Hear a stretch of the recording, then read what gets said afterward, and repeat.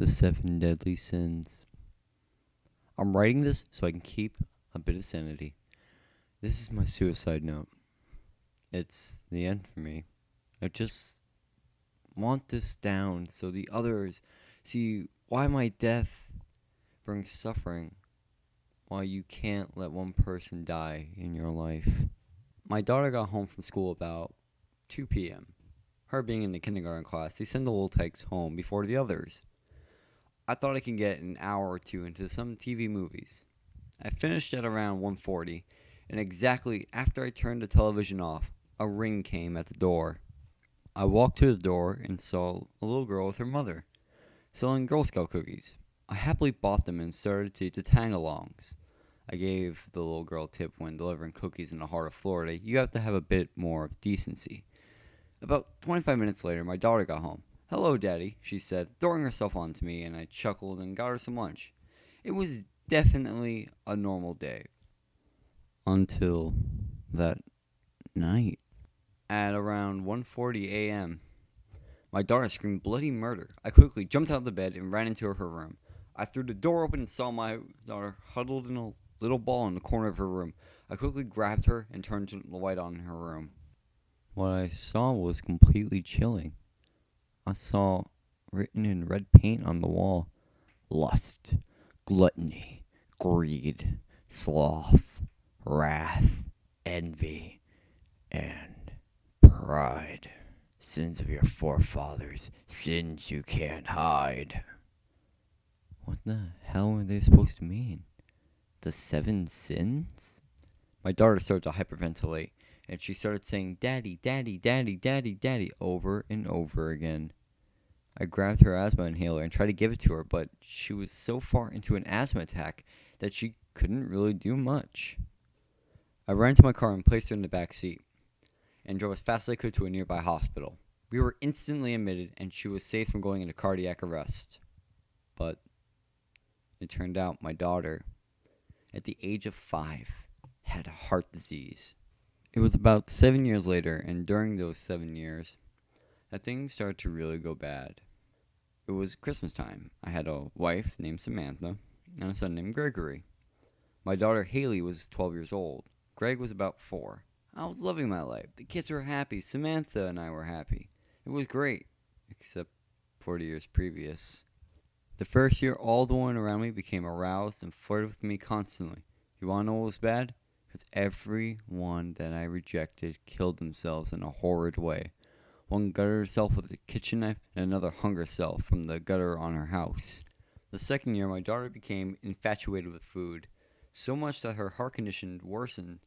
She was rushed to the hospital over 10 times during the course of that year. But when the year was up, she became anorexic and stopped eating much altogether.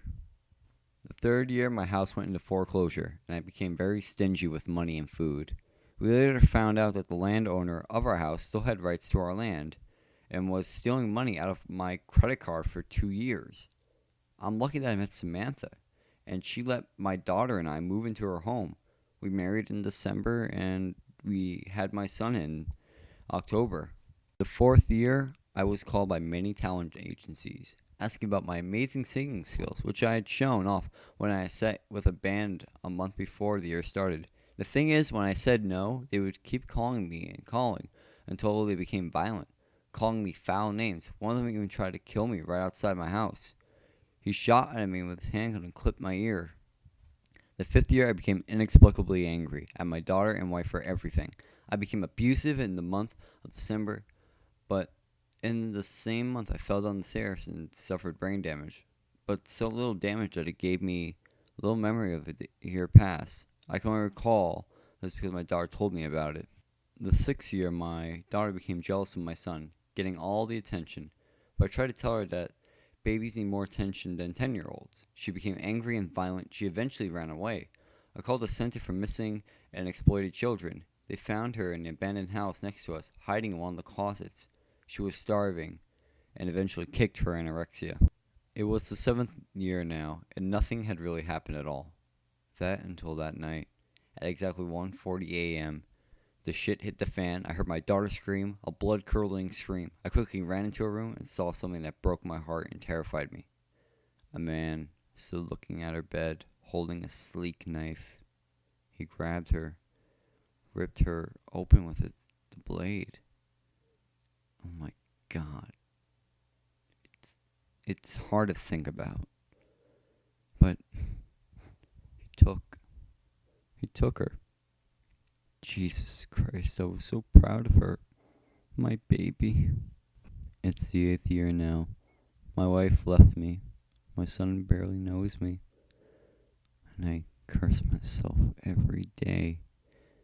My late wife who buried my daughter. I now know it was you who gave me this curse. You always hated me. I couldn't save you. I never could. And you hate me for it. So now, I end it all. Hello, this is Gregory, the boy in the story. I'm 36 now, and I was given this note from the police about a year ago. This suicide note was written by my father back in 1980. I was 5 years old when my mom got the news about my father. She cried for about an hour. I was alone too. And it wasn't until 10 years later my mother gave me the real story. She cried crocodile tears when she heard the news. The only emotion she harbored for my dad was hate. See, my father did all those horrible things you see in the story. My father went insane at 1:40 a.m. in 1973, the date of his first wife and his anniversary. A psychologist he saw when his wife died suspected that his wife's death was all his fault. He created an excuse and based his so-called revenge on the 7 deadly sins. The night of his wife's anniversary, he gave his daughter a shot of steroids, which gave her the heart condition. He killed every woman who flirted with him for 1 year, making their death look like suicides. The second year, he stuffed his daughter full of food, making her eat the largest portions. He became upset that it did not kill her, so he made her throw up her food after every meal when the year was up. The third year, he sold his house and let my mom use money from his credit card. He also became abusive for many years after. The fourth year, he claimed he was the most talented singer ever, calling talent agencies and such. When they turned him down, he would call them foul names. And one man he even tried to kill. He shot at the man right outside of his studios, clipping him in the ear. The fifth year, he tried to kill my mom and late sister many times. But my mother retaliated, pushing him down the stairs. He had acquired short-term memory loss and couldn't remember much about that month. The sixth year, he drove my sister out of the house, calling her stupid bitch or fucking whore. She hid in the house next door. My father called a lost child agency. The forensics team quickly turned her back into our house, which my mother frequently called hell. The seventh year, my dad was very tame. He became a very nice man, happy, and he was proud of his behavior. Until 1:40 a.m. On the night of his wife's anniversary, he killed my sister with a kitchen knife and fled with her remains to the Bahamas. I still cannot believe it to this day. At the beginning of the 8th year, he killed himself. The police force says it was a suicide. He created a makeshift noose out of organic material. They all lied. Because I know the rope was my sister.